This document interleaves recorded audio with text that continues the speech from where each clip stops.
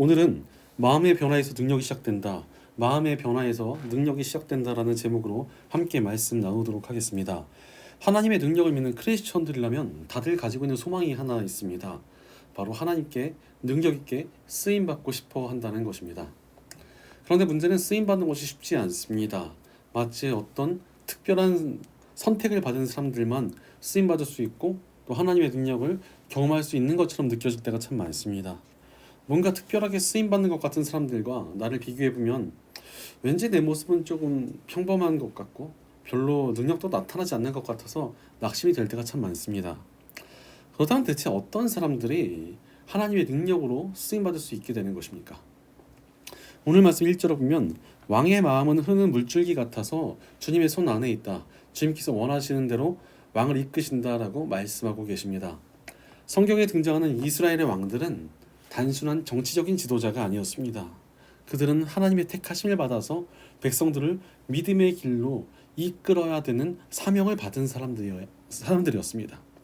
그래서 하나님의 택하심이 합당한 올바른 믿음을 가진 왕이 세워지면 백성들의 믿음이 견고하게 세워졌고 그 바탕 위에 하나님의 놀라운 능력이 나타나곤 했습니다.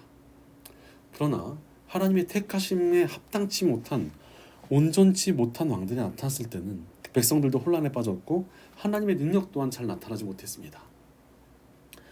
그렇다면 이 시대에도 왕처럼 높은 신분을 가진 대통령이나 총리, 장관 같은 사람들이나 아니면 뭔가 많은 재물이나 능력을 가진 사람이 하나님께 택함 받은 사람이라고 할 수 있습니까? 그렇지는 않습니다. 하나님께서는 우리 크리스천 모두를 왕 같은 제사장으로 세워주셨습니다. 하나님께서는 예수 그리스도를 주라고 고백하는 모든 사람들을 택하셔서 이 세상을 구하시고 또 능력을 나타내고자 하신다는 것입니다. 그러니 우리가 하나님의 택하심에 합당하게 바로 서 있다면 우리 역시도 얼마든지 하나님의 역사 속에서 능력 있게 쓰임받을 수 있다는 것입니다. 그렇다면 우리가 하나님의 택하심에 합당하게 바로 서 있으려면 어찌 해야 되겠습니까? 우리가 방금 읽었던 말씀을 보면 마음은 흐르는 물줄기 같아서 주님의 손 안에 있다라는 표현이 나옵니다. 물은 어떤 특성을 가지고 있습니까? 담겨진 그릇 모양대로 담겨지고 또 부으면 저항하지 않고 그대로 부어지는 것이 물입니다.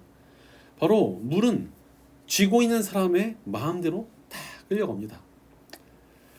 즉 우리 마음이 하나님의 뜻대로 맡겨질 때 우리가 쓰임받을 수 있게 된다는 것입니다. 이스라엘 왕들도 하나님의 손에 자신을 맡긴 자들만이 쓰임받을 수 있었습니다. 그러니 우리도 하나님의 손에 우리의 삶을 완전히 맡겨드려야 합니다. 그렇게 하나님의 손에 우리의 삶을 맡겨드리며 우리의 마음을 온전케 할 때 하나님의 능력이 시작될 수 있습니다. 그러므로 우리의 삶을 하나님께 맡겨드리며 우리의 마음을 바로 해야 합니다. 그때 능력이 시작됩니다. 실제로 흐르는 물이 얼마나 많은 능력을 보여주고 있습니까? 논과 밭을 채워서 풍성한 열매를 맺게 만들어줍니다. 작은 물줄기가 바위에 구멍을 뚫고 거대한 북을 부숴버릴 때도 있습니다. 평소에는 너무나 작고 가벼워 보이던 이 물이 엄청난 능력을 발휘할 때가 있다는 것입니다. 마찬가지로 우리 크리스천들이 하나님의 능력으로 쓰임받을 때 이러한 능력이 나타납니다.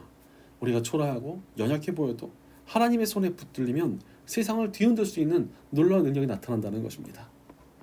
그러니 능력 있게 쓰임받고 싶다면 우리의 마음을 바로 해야 합니다. 그럼에도 불구하고 많은 사람들이 자신의 마음을 바로 하는 것을 그렇게 중요하게 여기질 않습니다. 오히려 마음을 바꾸는 대신 행위를 어느 정도 하고서는 만족해버립니다.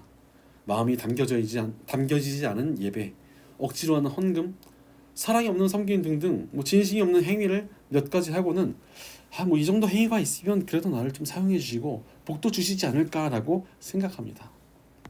그러나 하나님께서 찾으시고 주목하시는 것은 행위보다도 우리의 온전한 마음입니다. 오늘 말씀 2절은 사람의 행위는 자기의 눈에는 모두 옳게 보이나 주님께서는 그 마음을 꿰뚫어 보신다라고 말씀하고 계십니다. 실제로 사람들은 자기 자신에 대해서 얼마나 관대한지 모릅니다. 남들에게는 냉정하고 엄격한 잣대를 들이밀면서도 스스로에게는 너무나 자비하고 관대합니다. 그러니 마음이 담겨져 있지 않더라도 어느 정도 행위만 조금 하면은 스스로 꽤 괜찮은 크리스천이라고 또 하나님께서 쓰실 만한 사람이라고 스스로를 생각해 버리는 것입니다.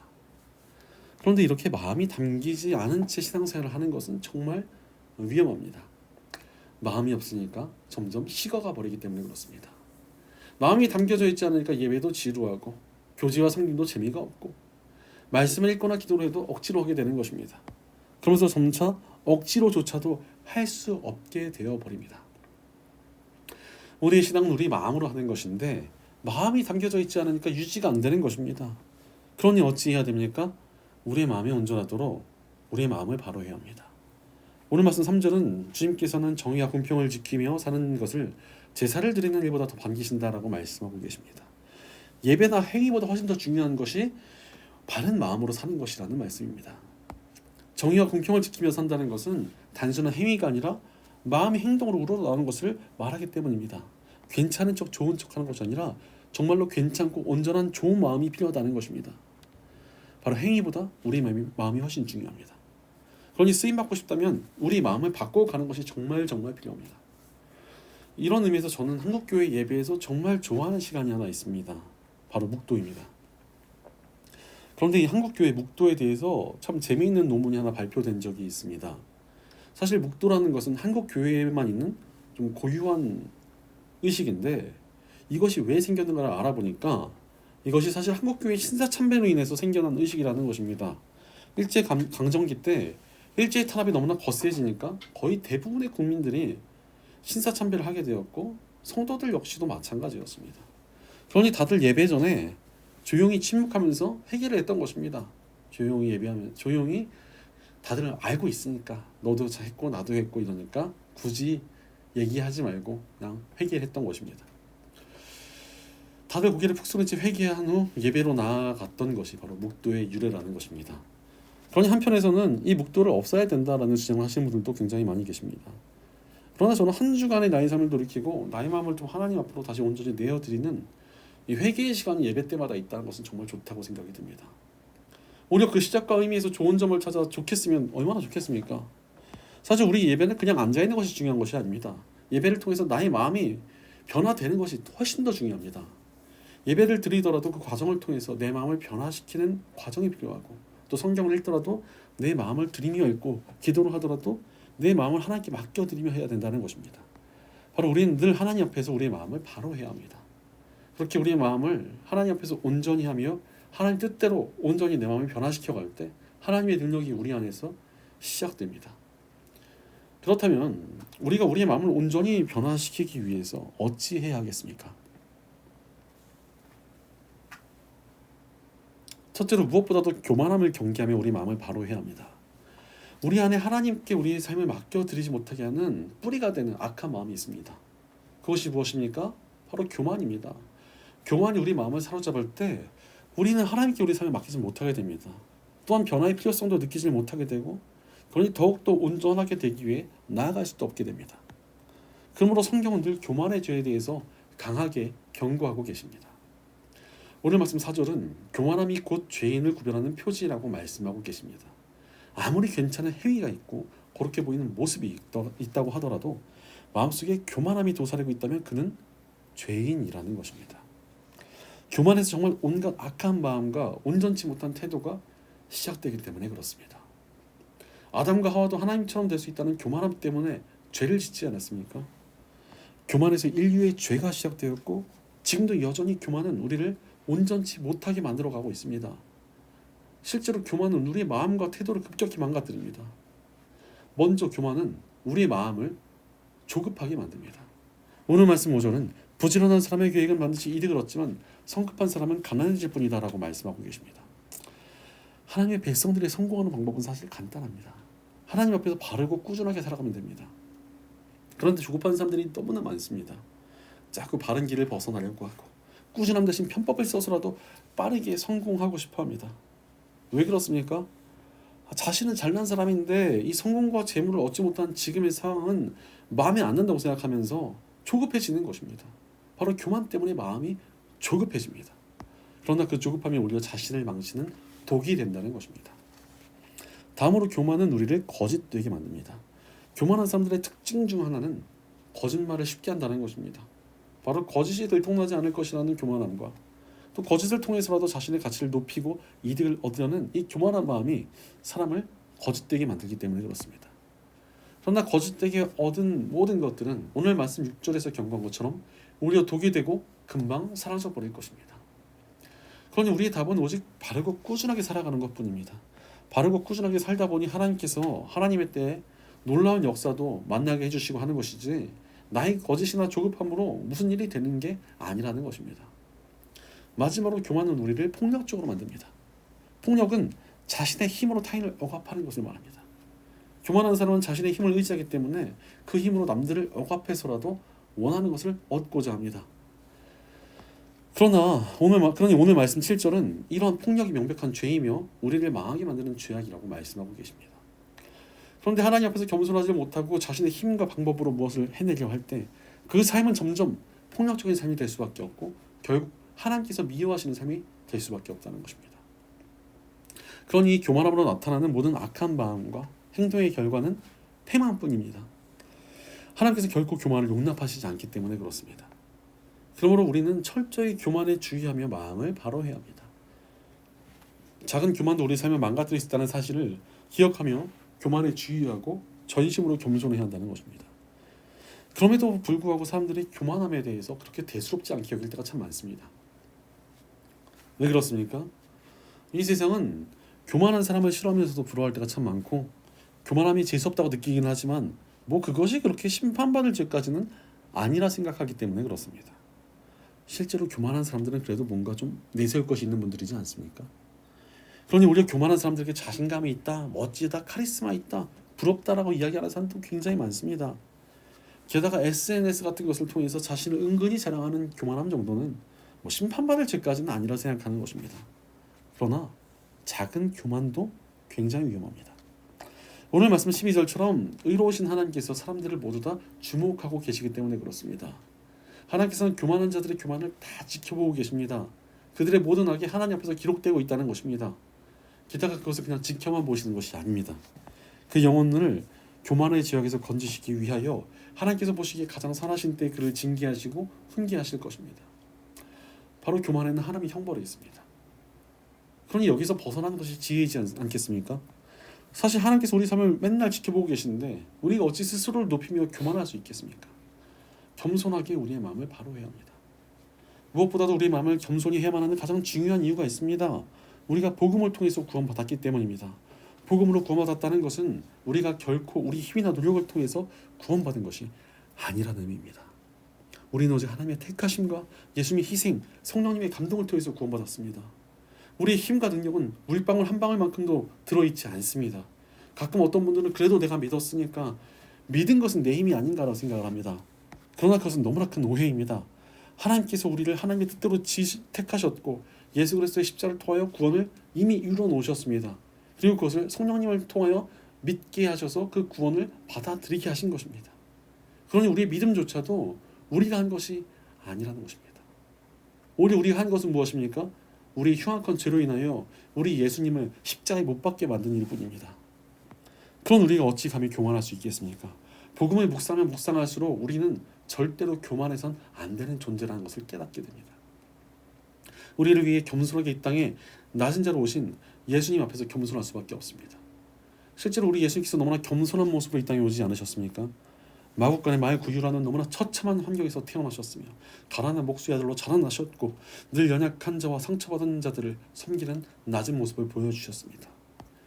그런데 우리 크리스천들 그분을 주님이라고 고백하는 사람들이지 않습니까? 우리가 그분의 길을 따라 겸손해야만 합니다. 우리에게 교만은 정말 말이 되지 않습니다. 주인이 마당을 쓸고 있는데 머슴이 아랫목에 누워가지고 구경만 하고 있으면 뭔가 잘못돼도 한참 잘못된 거 아니겠습니까? 아마 그 모습은 호되게 혼이 날 것입니다. 마찬가지입니다. 예수님의 종된 우리는 낮아질 때만 그분의 길을 가지고 그분의 기쁨이 될 수 있습니다. 우리 주님께서는 낮은 곳에 계시기 때문에 그렇습니다. 예수님의 탄생을 기념하여 세워진 베들레헴의 예수 탄생 교회라는 곳을 가면 입구가 1.2m 정도밖에 되지 않는다고 합니다. 그래서 그 예배당에 들어가려면 고개를 숙이고 들어갈 수밖에 없습니다. 바로 낮아질 때만 예수님의 길을 따라갈 수 있다는 의미가 담겨져 있는 것입니다. 그러니 우리도 교만함을 철저히 경계하며 우리 마음을 바로해야 합니다. 겸손하고 낮은 마음을 가질 때만 우리가 예수님의 길을 따르며 그분의 능력으로 쓰임받을 수 있게 됩니다. 사실 진정으로 겸손한 마음을 가지면 마음이 없는 행위를 할 수가 없습니다. 내가 전적인 주님의 은혜를 구원받았는데 어찌 대충 예배할 수 있고 어찌 대충 남을 섬길 수 있겠습니까? 겸손한 마음이 깊으면 깊을수록 더욱 십자가의 은혜에 감격하며 예배하고 헌신할 수밖에 없습니다. 그러니 우리가 겸손한 만큼 하나님의 영광도 더욱더 높아지지 않겠습니까? 그러므로 하나님께서는 낮은 마음을 가진 이들을 들어쓰시길 정말 기뻐하십니다. 따라서 우리 마음을 철저히 낮추는 겸손함으로 마음을 바로 해야 합니다. 바로 철저히 겸손해져서 하나님께서 능력을 나타내시기 위한 합당한 그릇으로 준비되어 하나님의 능력이 나타나는 시작점이 되는 저와 여러분 되시기를 간절히 축원합니다. 둘째로 스스로를 점검하며 마음을 바로 해야 합니다. 우리의 마음을 철저히 바로 잡으려면 어찌 해야 합니까? 늘 철저하게 스스로를 점검해야만 합니다. 오늘 말씀 8절을 보면 죄인의 길을 구부러졌다라고 표현합니다. 우리 마음속에 죄가 있을 때 그 죄가 우리를 구부러지게 만든다는 것입니다. 바로 죄는 우리를 고장나게 만듭니다. 그런데 고장이 나 있으면서도 스스로 괜찮다고 생각하는 교만한 마음을 지닌 사람들이 생각보다 굉장히 많습니다. 마음속에 죄가 가득하면서도 자기가 가끔 바른 말을 하는 것도 같고 또 가끔 괜찮은 행동을 하는 것 같기도 하니까 그래도 내 삶이 좀 나쁘지 않은 것은 아닌가라고 생각을 합니다. 그러나 고장난 시계도 하루에 2번은 맞는다는 말이 있습니다. 가끔 괜찮은 말을 하고 쓸만한 행동을 한다고 괜찮은 것이 아니라 늘 우리의 마음을 온전케 해야 한다는 것입니다. 그래야지 괜찮은 사람이고 좋은 사람이고 올바른 크리스천이라는 것입니다.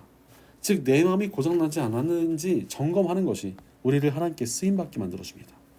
시계가 고장났으면 고쳐야지 하루에 2번 맞았다고 괜찮네 하고는 것이 얼마나 어리석은 일입니까?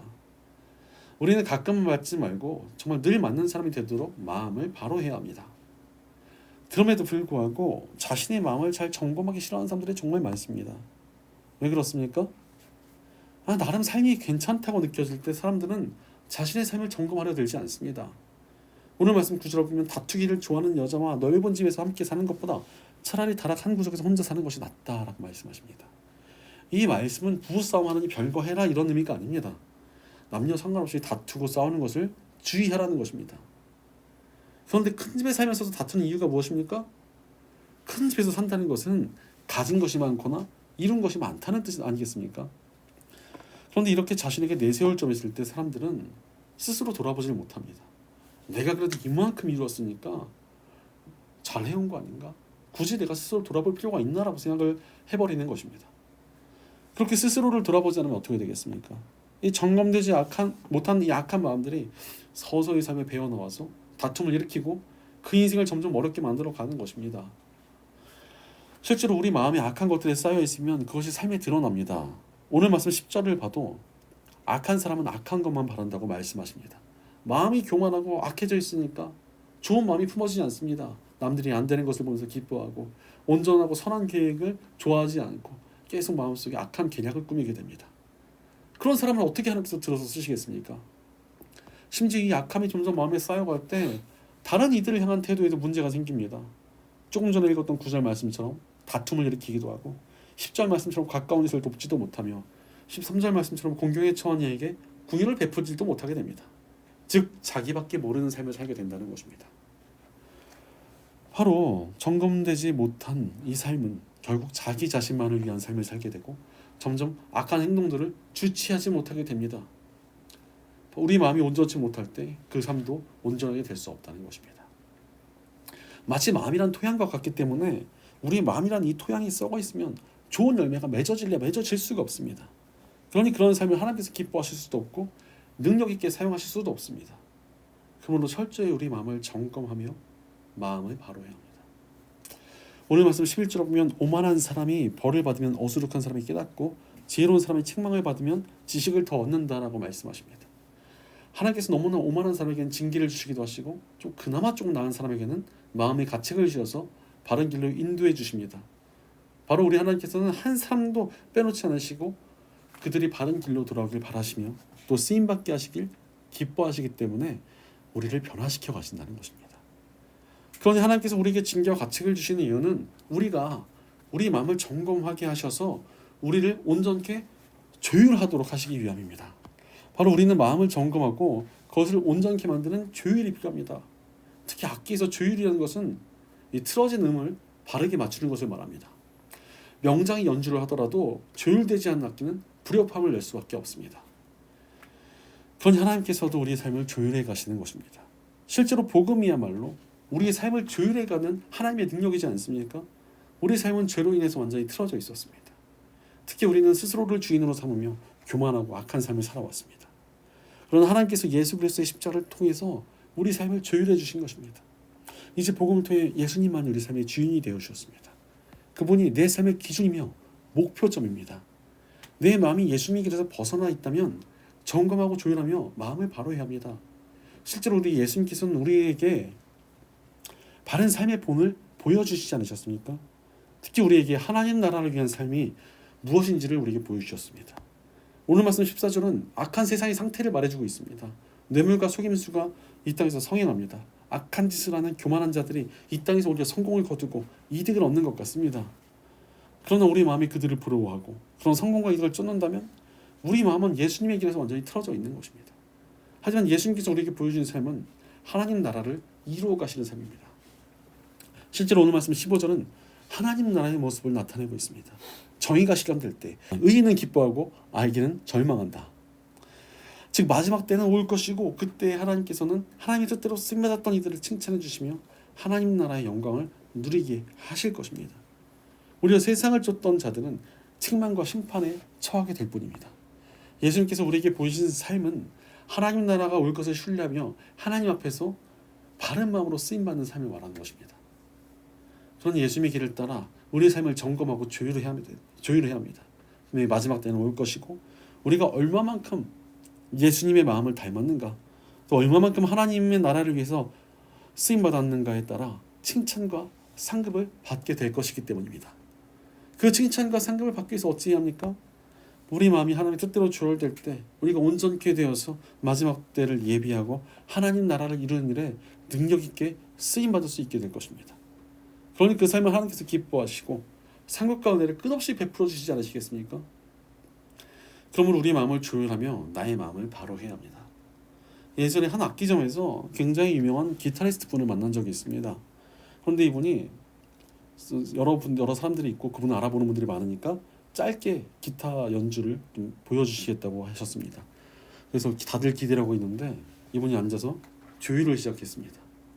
그런데 아무리 기다려도 조율이 끝나지 않는 겁니다. 정말 집착에 가까울 정도로 심하게 아주 정밀하게 조율을 하셨습니다. 사람들이 한참 기다리면서 서 있자 이분이 씩 웃으면서 조율이 완벽하지 않으면 난 연주를 하지 않아요 이렇게 말을 하고 꿋꿋이 조율을 했습니다. 그래서 좀 기다리다가 돌아간 사람까지 있었습니다. 하다가 어느 순간 조율이 딱 완전히 마음에 드셨는지 그때부터 연주를 시작하는데 정말 기가 막혔습니다. 이렇게 멋진 연주를 너무나 가까운 거리에서 보게 되니까 너무나 감동적이었습니다. 마찬가지로 우리 마음도 조율되어야지만 하나님께서 원하시는 대로 쓰실 수가 있습니다. 하나님께서도 조율을 정말 중요하게 생각하십니다. 하나님 뜻대로 정말 하나님 나라를 위한 온전한 마음으로 우리가 조율되어질 때 하나님께서 우리 인생을 정말 멋지게 사용하십니다. 위대한 역사를 이뤄가시는 하나님의 놀라운 하나님의 연주에 우리의 삶을 아름답게 사용해 주신다는 것입니다. 그러니 우리 마음을 조율하여 우리의 마음을 바로 해야 합니다. 바로 철저히 우리 마음을 조율하고 점검하며 하나님께서 능력을 나타내시는 합당한 것으로 준비되어 하나님의 능력이 나타나는 시작점이 되는 저 여러분 되시기를 간절히 축원합니다. 사랑하는 여러분, 우리 마음이 어떻습니까? 우리의 마음을 온전케 해야만 우리가 온전히 쓰임받을 수 있습니다. 하나님 앞에서 우리 마음을 겸손하게 하고 철저히 점검하며 하나님 뜻대로 조율할 때 우리 마음이 선하게 변화될 것이고 하나님의 뜻대로 우리가 능력 있게 쓰임받게 될 것입니다. 바로 하나님의 능력은 마음의 변화에서 시작이 됩니다. 그러므로 우리는 항상 우리의 마음을 바로 해야 합니다. 어떤 스승이 제자들을 불러서 생선이 가득 담긴 바구니를 들고 와서 이게 뭘로 보이니? 라고 질문을 했습니다. 그러자 제자들이 생선 바구니로 보입니다 라고 대답을 했습니다. 그러자 스승이 알았다 이러고 다음 날에는 꽃을 바구니에 가득 담아와가지고 이번에 또 이것이 무엇으로 보이냐라고 물어봤습니다. 또 제자들은 이번에는 꽃바구니로 보입니다 라고 대답했습니다. 그러자 스승이 너희 안에 무엇을 담고 있는가에 따라 너희의 존재가 달라진다라고 이야기를 했습니다. 우리 크리스천들도 마찬가지 아니겠습니까? 우리 마음에 무엇을 채우느냐에 따라서 우리 인생이 달라집니다. 잘 세공된 보석처럼 겸손하게 예수님 닮은 마음을 우리 안에 채울 때 우리 삶이 정말 아름답고 능력 있게 쓰임받을 수 있게 됩니다. 하나님의 손에 붙들린 물줄기처럼 온 땅의 생명을 전해주고 세상이라는 거대한 둑을 허물며 물이 바다도 금같이 하나님의 영광을 나타내는 일에 우리가 쓰임받게 될 것입니다. 바로 하나님 안에서 마음을 온전히 가꾸어가는 우리를 통해 영원히 구원받고 교회가 회복되고 이 나라가 바로 세워지고 온 세상에 하나님께 돌아오는 위대한 역사가 일어날 것입니다. 그러니 늘 우리의 마음을 아름답게 가꾸며 마음을 바로 해야 합니다. 언제나 우리 마음이 온전히 변화되도록 겸손과 정감을 통하여 하나님의 능력이 나타나는 시작점이 되는 저와 여러분 되시기를 주의 이름으로 간절히 축원합니다. 기도하겠습니다. 우리를 아름답게 사용하시고자 택하시고 계획하여 주신 하나님 감사합니다. 그러나 우리의 마음이 온전치 못하여 하나님께 쓰임받지 못하는 것은 아닌지 우리의 마음을 돌이켜봅니다. 이제 우리의 마음을 온전케 하여 우리가 주님께서 쓰실 만한 그릇이 되어 가기 원합니다. 우리 마음에 겸손을 가득 채워 주시옵소서. 또 늘 바로 서도록 점검과 조율을 잊지 않는 주님 앞에서의 성실한 마음을 가지게 하여 주시옵소서. 늘 주님 앞에 바로 서는 우리가 되도록 우리를 이끌어 주시옵소서. 우리의 공동체 가운데서 또 늘 함께해 주셔서 겸손과 온전한 마음이 우리 안에 가득하게 도와주시옵소서. 우리가 겸손과 온전함으로 함께 쓰임받도록 주께서 이끌어 주시고 축복하여 주시옵소서. 늘 우리의 삶을 선한 길로 이끌어 가시는 우리 주 예수님의 이름으로 기도드립니다. 아멘.